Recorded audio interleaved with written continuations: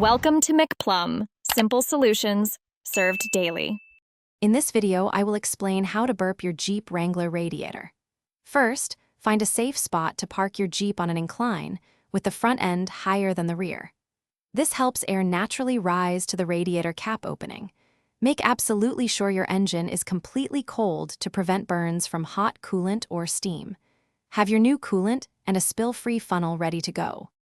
Now, attach your spill-free funnel to the radiator opening. This helps prevent spills and keeps the system sealed.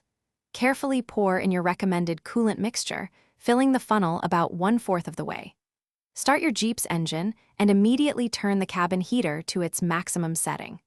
Allow the engine to run until it reaches its normal operating temperature, which usually takes about 15 to 20 minutes.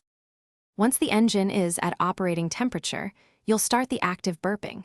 Gently squeeze both the upper and lower radiator hoses repeatedly. This action helps dislodge any trapped air bubbles within the cooling system. Watch the funnel closely. You should see bubbles rising and the coolant level dropping as air escapes. Keep adding coolant to the funnel to ensure it never runs dry, preventing more air from entering. After the bubbling stops, turn off your Jeep and let the engine cool down completely, which can take several hours. Once cool, remove the funnel and replace the radiator cap. Check your coolant overflow reservoir and fill it to the full line if needed. If you still experience issues like poor heat or an erratic temperature gauge, repeat the entire burping process. Finally, take your Jeep for a short test drive. Thanks for watching. Stay juicy and subscribe.